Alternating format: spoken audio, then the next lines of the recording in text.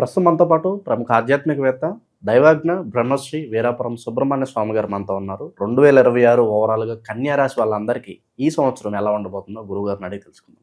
నమస్కారం గురుగారు. శుభాశీస్సులండి. 2025 చూస్తుండగానే చాలా త్వరగా అయిపోయింది. 2026 జనవరి నుంచి డిసెంబర్ వరకు కన్యా రాశికి ఏ విధంగా ఉంటుంది? ఎటువంటి అదృష్టం ఈ సంవత్సరం వెలువరించబోతుంది? ఓవరాల్‌గా ఎటువంటి జాగ్రత్తలు తీసుకోవాలి? చాలా మంచి విషయం అడిగారు. కన్యా రాశి వారికి 2026 జనవరి నుండి 2027 జనవరి 1 వరకు కూడా ఈ రాశి వారికి 2 విధాలుగానూ ఉంది. మిక్స్డ్ అవుతే కాకపోతే అధిక శాతం యోగకాలంగానే కూడా ఉంది ఈ రాశి వాళ్ళకి. ఎందుకంటే ప్రస్తుతం ఇప్పుడు జూన్ వరకు కూడా గురువు యొక్క స్థితిగతులు దశమ స్థానం అంటే వృత్తి స్థానంలో గురువు ఉన్నాడు. వృత్తి స్థానం అంటే మన వ్యవహారాలు, మన కార్యకలాపాలు, వ్యవహారాలు అన్నీ కూడా అనుకూలమైనటువంటి వాతావరణమే. దశమ స్థానంలో గురువు ఉండడం వల్ల ఈ కన్యా రాశి వారికి లాభసాటిగానే ప్రతి రంగాలలో కూడా రాణిస్తాయి. అలాగే చక్కగా అన్నిట్లోనూ స్థిరపడతారు, రాణిస్తారు, ఉన్నత స్థానానికి చేరుకుంటారు, ఉన్నత అభివృద్ధి చెందుతారు కూడాను కన్యా రాశి వాళ్ళు. ఆర్థిక పరంగానూ బాగుంది కాబట్టి వ్యవహార లాభాలు, వ్యాపారం చేసే వాళ్ళకి అనుకూలమే, ఉద్యోగం చేసే వాళ్ళకి అనుకూల వాతావరణమే, విదేశాలకు వెళ్ళాలనుకున్న వాళ్ళకి అనుకూల వాతావరణాలే. అలాగే అక్కడ స్థిరపడడాలు కానీ, అక్కడ అభివృద్ధి చెందడం కానీ, స్థిర ఆస్తులు కూడబెట్టుకోవడం కానీ అక్కడ కూడా అనుకూలంగానే ఉంది కన్యా రాశి వాళ్ళకి.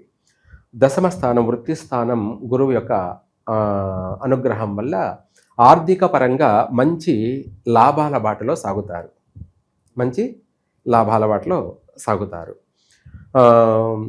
ఈ సమయంలో కూడా ఈ రాశి వాళ్ళకి భార్య మూలకంగా కావచ్చు, అంటే జీవిత భాగస్వామి ద్వారా ఏదైనా సరే అనుకోకుండా ఊహించని విధంగా ఆమె ద్వారా ధన మూలకం కానీ, ధన రూపేణ కావచ్చు, లేదా ఇంకొక విధంగా కూడా, అంటే గృహ రూపంలో కావచ్చు, వాహన రూపంలో కావచ్చు, ధన రూపంలో కావచ్చు, లేదంటే ఆభరణాల రూపంలో కావచ్చు, ఏదో ఒక రూపంలో మాత్రం భార్య ద్వారా ఉన్నత లాభాలు చేకూరే అవకాశం ఉంది.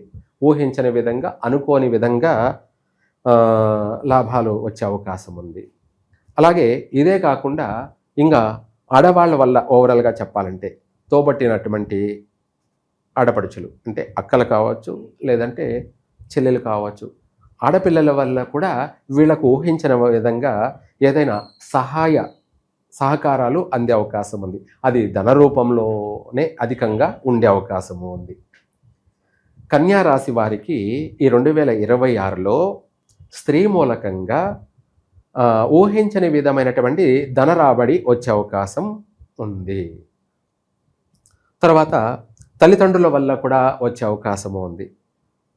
తల్లిదండ్రుల వల్ల కూడా ఏదో ఒక రూపంలో వీళ్ళకు ధన రూపం కావచ్చు, లేదంటే వస్తువు రూపంలో కావచ్చు, ఏ రూపంలోనైనా కూడా తల్లిదండ్రుల నుంచి కూడా ఆస్తిపాస్తులు వచ్చే అవకాశము ఉంది.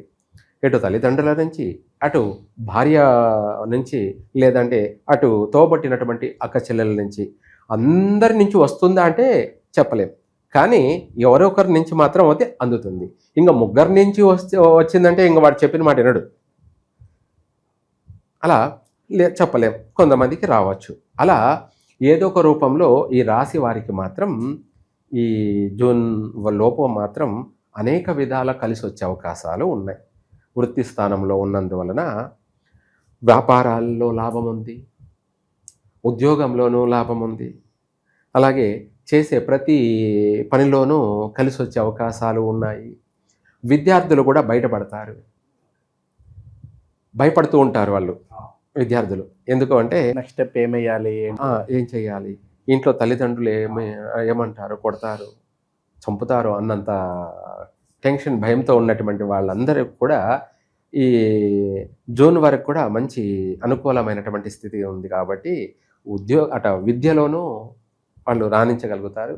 అలాగే ఉద్యోగ ప్రయత్నం చేస్తూ ఉన్నవాళ్ళు, తల్లిదండ్రులు వీడు ఇంత ఎదిగాడు, ఉద్యోగం సద్యోగం ఏమీ లేదు, ఇంటికి భారంగానే ఉన్నాడు, అటు తల్లి తండ్రికి కూడా బరువుగానే ఉన్నాడు అని అనుకునే వాళ్ళకి కూడా ఈ సంవత్సరం మంచి ఉద్యోగం వచ్చి ఆ ఉద్యోగంలో వాళ్ళు స్థిరపడి వాడు ఒక మార్గంలో స్థిరపడతాడు. బరువు భారం అనుకునేటువంటి వాళ్ళని కూడా వీడు చూసుకునే అవకాశాలు కూడా ఉన్నాయి. అంటే తల్లిదండ్రుల్ని కానీ భార్యను కానీ అనే విధాల అలాంటి మంచి అవకాశాలు కూడా వీళ్లకు ఉన్నాయి. వాటిని కూడా వీళ్ళు సద్వినియోగపరుచుకుంటారు. అనేక విధాల కూడా ప్రతి అవకాశాన్ని అందిపుచ్చుకుంటారు, స్థిరపడతారు. గృహయోగము ఉంది వీళ్ళకు, వివాహ యోగము ఉంది, సంతాన యోగం కూడా ఉంది, మంచి సంతాన యోగం కూడా ఉంది. కాకపోతే 7వ ఇంట శని ఉండడం వల్ల కూడా కాస్త కొంతమందికి సంతాన విషయంలో గర్భస్రావం జరిగే అవకాశాలు ఉన్నాయి, లేదంటే అధికంగా స్త్రీ సంతాన ప్రాప్తి కలిగే అవకాశము ఉంది, లేదంటే పుత్ర సంతానం కలిగినట్టు అయితే కాస్త ఒడిదుడుకులు కలిగే అవకాశము ఉన్నాయి ఇటు సంతాన విషయంలో. మిగతా రంగాలలో చూసుకుంటే ఉద్యోగ రంగాలలో ఎవరు ఏ ఉద్యోగ రంగాలలో ఉన్నారో వాటన్నిటిలో కూడా మంచి గుర్తింపు పొంది ప్రశంసా పత్రాలు పొంది, ఇందాక మనం చెప్పుకున్నట్టుగా ప్రతి దాంట్లో కూడా అవార్డులు, రివార్డులు, మూమెంట్లు, ఇలాంటి సన్మానాలు, సత్కారాలు, అనేక గుర్తింపు లభించే అవకాశం ఉంది. 10 మందిలో మంచి పేరు ప్రఖ్యాతులు సంపాదించుకుంటారు. తర్వాత ఇదే గురువు కర్కాటక రాశిలోకి భాగ్యస్థానంలోకి మారుతూ ఉన్నాడనమాట. 11వ ఇంట రావడం వల్ల కొంత మధ్య రకమైనటువంటి ఫలితాలు. మధ్య రకం అంటే మనము అనుకున్నది, ఆశించింది, మనం చేసే హై ఎక్స్పెక్టేషన్ లేకపోవచ్చు, కానీ కష్టే ఫలి. ఒక మాటలో చెప్పాలంటే కష్టే ఫలి. మనం కొంతమంది అనుకుంటుంటారు ఏమని, కోట్లకు పడగెత్తాలి, రాత్రికి నేను కోటీశ్వరునైపోవాలి, ఇలా వస్తుంది, అలా వస్తుంది, ఆ విధంగా వస్తుంది, ఈ విధంగా వస్తుందని డ్రీమ్స్లో ఉంటారు. కలలు కంటూ నిద్రపోతూ ఉంటారు, కలలు కంటూ పనిచేస్తూ. అటువంటి వాళ్లకు ఆ తర్వాత రివర్స్ అయ్యే అవకాశాలు ఉన్నాయి. రివర్స్ అంటే మనం అనుకున్నది ఒకటి, జరిగింది ఇంకొకటి అన్నట్టుగా మళ్ళీ నష్టాలు జరిగే అవకాశాలు కూడా ఉన్నాయి. కానీ కాకపోతే అధికమైన భారీ నష్టాలు కాదులేండి, గుడ్డి దానికన్నా మెల్లది మేలు అన్నట్టుగా కొంచెం కష్టపడిన దానికి ఫలితం అనేది మాత్రమే ఉంటుంది. మనం అత్యాశకు పోయితే ప్రయోజనం లేదు అన్నట్టుగా మళ్ళీ కూడా ఆ తర్వాత చేంజ్ అయ్యే అవకాశం ఉంది. కానీ ఇక్కడ ఈ రాశి వాళ్ళకి 7వ ఇంట శని ఉండడం వల్ల, అలాగే ఆ శని ప్రభావం వల్ల ప్రతి దాంట్లోనూ కూడా ఆ తర్వాత ఎప్పుడు జూన్ తర్వాత పరీక్ష కూడుకొని ఉంటుంది. పరీక్షతో కూడుకొని అంటే చదువుల పరీక్ష కాదు, సంసార జీవితాల్లో పరీక్ష. చేసే ఉద్యోగం కావచ్చు, లేదంటే వ్యాపారం కావచ్చు, లేదంటే భార్యాభర్తల విషయంలో కావచ్చు. మళ్ళీ భార్యాభర్తలు మొన్నటిదాకా సఖ్యత ఉన్నది, మళ్ళీ ఇద్దరి మధ్య గొడవలు. ఏమిటి, అన్యోన్యంగా ఉన్నటువంటి వాళ్ళే కానీ మారిపోతారు. ఒకరి పట్ల ఒకరికి కోపం, ఒకరి మాట అంటే ఒకరి పడకపోవడం, ఒకరి చేష్టలంటే ప్రవర్తనలు, వాళ్ళ నడవడికలు ఒకరికి నచ్చకపోవడం, ఇలా మళ్ళీ ఆ తర్వాత ఇద్దరి మధ్య మనస్పర్ధలు వచ్చే అవకాశము ఉన్నాయి. ఇటువంటి సమస్యలు ఎదురయ్యే అవకాశం ఉంది. ఆ తర్వాత మళ్ళీ తోబుట్టవుల చేత కూడా మాట పట్టింపులు ఉన్నాయి.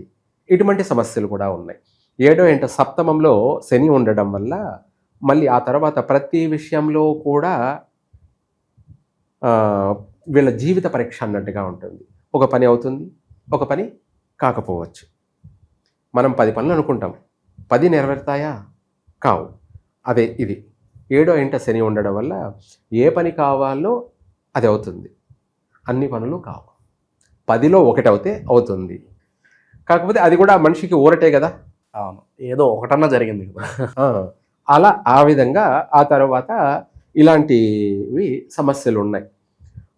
ప్రతి విషయాల్లో కూడాను వ్యాపారాలు పెట్టుబడులు పెట్టి కొత్తగా అప్పుడు చేయాలనుకునే వాళ్ళు చూసి చేయడం మంచిది.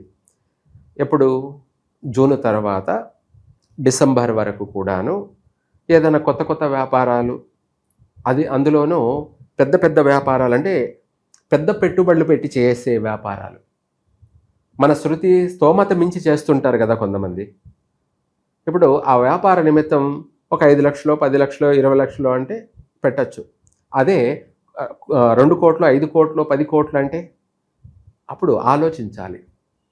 ఎందుకు అంటే తొందరపడి ఆ సంపాదించింది కూడబెట్టుకునిందంతా మళ్ళీ పోగొట్టుకోకుండా అప్పుడు అనుభవజ్ఞులైనటువంటి పెద్దలని, తల్లిదండ్రులు కావచ్చు, లేదంటే పెద్దవాళ్ళు స్నేహితులు లేదా పెద్దవాళ్ళు కావచ్చు, లేదా వీటన్నిటికన్నా మించి గురువులు పండితుల్ని సంప్రదించి వాళ్ళ సంప్రదింపులు వల్ల వాళ్ళ యొక్క గైడెన్సీ ఏమిటి, వాళ్ళ సూచించినటువంటి మార్గాల్ని వీళ్ళు ఫాలో అవుతూ దాన్ని ఆ ప్రకారంగా నడుచుకున్నట్టయితే నష్టాలు లేకుండా మళ్ళీ స్థిరమైనటువంటి జీవితము, అలాగే మంచి సాఫీగా ప్రశాంతంగా కుటుంబ జీవనము, వ్యాపార లావాదేవీలు, ఉద్యోగంలో స్థిరమైనటువంటి ఉద్యోగము, స్థిరంగా ఉంటారు. అంటే మనము జూన్ వరకు ఒకలా, జూన్ తర్వాత ఇంకొకలా లేకుండా మనము మంచి సలహాలు తీసుకుంటూ ఏం చేయాలి, ఏం చేయకూడదు, ఎలా నడుచుకోవాలి అనేది కొన్ని విషయాలు మీకు తెలిస్తే అదే పాటించుకోవచ్చు, మంచి మార్గం. తెలియనప్పుడు అనుభవజ్ఞమైనటువంటి వాళ్ళ సలహాలు తీసుకొని వాళ్ళని సంప్రదించి ఆ సలహాలు పాటించడం వల్ల కూడా మీరు కష్టం అంటూ తెలియకుండానే డిసెంబర్ వరకు కూడా 3 పూలు 6 కాయల్లానే యథాస్థానంలోనే, స్థిర స్థానంలోనే, మంచి ఉన్నత స్థానంలోనే, అన్ని రంగాలలో కూడా ఉన్నత రంగంలో స్థిరపడగలుగుతారు. 10 మందికి ఆదర్శంగా మీరు ఉంటారు. అలాగే మీరు ప్రశాంతంగా ఉంటారు. ఒక 10 మందికి మీరు ఒక దిక్చూచి ఆదర్శవంతులుగాను ఉంటారు. అన్ని విషయాలలో కూడా రాణించగలుగుతారు. స్థిరమైనటువంటి జీవితాన్ని గడుపుతారు. సుఖంగా సౌఖ్యంగానే జీవితం అనేది కొనసాగుతుంది. మళ్ళీ కన్యా రాశి వారికి అయితే ఈ రాశి వారికి 7వ ఇంట శని ఉండడం వల్ల ఎక్కువ శాతం సుబ్రహ్మణ్య స్వామిని ఈ కన్యా రాశి వాళ్ళు ఆరాధించడం, సుబ్రహ్మణ్య స్వామికి అభిషేకాలు జరిపించడం కానీ, లేదంటే సుబ్రహ్మణ్య స్వామికి పాలతోనే కాకుండా, పంచామృతాలతోనే కాకుండా విభూతితో కూడా అభిషేకం, దాన్ని భస్మాభిషేకం అంటారు. ఏమంటారు? భస్మాభిషేకం. ఇంకా తిరుగులేదన్నమాట. ఈ కన్యా రాశి వాళ్ళు అటు సుబ్రహ్మణ్య స్వామిని దర్శనం చేసుకోవడం కానీ, సుబ్రహ్మణ్య స్వామికి సంబంధించి అభిషేకాలు జరిపించడం కానీ, లేదంటే హోమాలు జరిపించడం కానీ, స్తోమత లేని వాళ్ళు వాళ్ళ ఇంట్లోనే సుబ్రహ్మణ్య స్వామి అష్టోత్తరాలు పఠించడం కానీ, శ్రీ వల్లి దేవసేన సమేత శ్రీ సుబ్రహ్మణ్యేశ్వర స్వామి యొక్క అష్టోత్తరాలు ముగ్గురి కూడా పఠించడం కానీ, అది ఆదివారము, లేదంటే బుధవారము, మంగళవారము, లేదా శుక్రవారము ఇలా పఠించడం వల్ల ఆ శని యొక్క ప్రభావం, 7వ ఇంట శని ప్రభావం అనేది తగ్గుతూ వస్తుంది. శత్రువుని మిత్రుని చేసుకోవడమే అనమాట. అంటే ఒక మనిషినే కాదు, దేవుణ్ణి కూడా మనం ప్రసన్నం చేసుకోవడం. ఏమిటి ఇది? ఈ కన్యా రాశి వాళ్ళు చేయవలసిన ముఖ్యమైన పరిహారం. దేవుడికి చేసిన వాడు ఎప్పటికీ చెడిపోడు.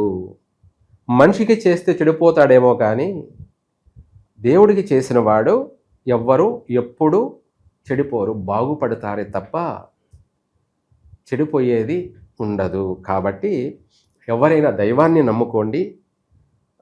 ఎవరికైనా సరే, గురువుకైనా, సన్యాసికైనా, సన్నాసికైనా, భోగికైనా, ఎవరికైనా కూడాను దైవమే దిక్కు, దైవమే పండితుడికైనా పామరుడికైనా.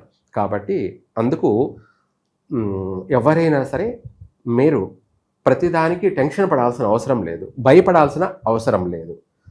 గ్రహస్థితులు అనేది ప్రతి మనిషిని ఎవరిని ఎక్కడ పెట్టాలో, ఎవరిని ఎప్పుడు ఎలా నడిపించాలో, ఎవరికి ఏమి ఇవ్వాలో ఏమి ఇవ్వకూడదో సమయానుకూలంగా వాళ్ళు మారుతూ ఉంటారు. కాబట్టి అది వాళ్ళ నిర్ణయం.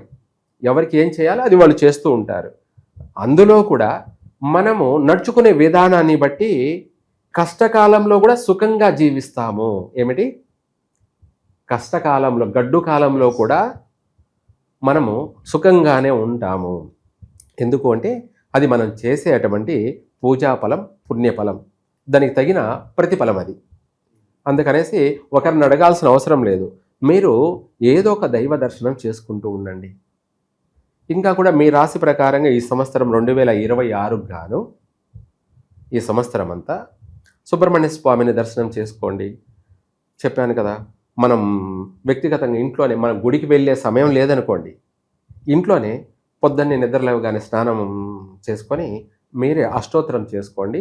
సుఖంగా ఉంటారు, మనశ్శాంతిగా ఉంటారు, ప్రశాంతంగా ఉంటారు. ఇంకా కూడా చెప్పాలంటే హరోం హర అని చెప్పేసి మనసులోనే తలుచుకుంటూ పనుక్కోండి. ఆ రాత్రికి రావాల్సినటువంటి మీకు శుభ ఫలితాలన్నీ కూడా వస్తాయి. రాబోయే దుస్వప్నాలన్నీ దూరమైపోతాయి. రాబోయే అష్ట కష్టాలన్నీ కూడా పటాపంచలైపోతాయి. ఇది ఈ కన్యా రాశి వాళ్ళు ఆచరించాల్సింది పరిష్కార మార్గాలు. ఏదైనా సరే వీళ్ళు చేసుకున్న వారికి చేసుకున్నంత మహాదేవ. ఓవరాల్గా 2026లో కన్యా రాశి వారికి ఏ విధంగా ఉంటుంది, వీళ్ళ మున్ముందు కార్యాచరణ ఏ విధంగా ఉండాలి, ఎటువంటి జాగ్రత్తలు తీసుకోవాలి, అద్భుతంగా వివరించారు. ధన్యవాదాలు. సర్వే జన సుఖినో భవంతు.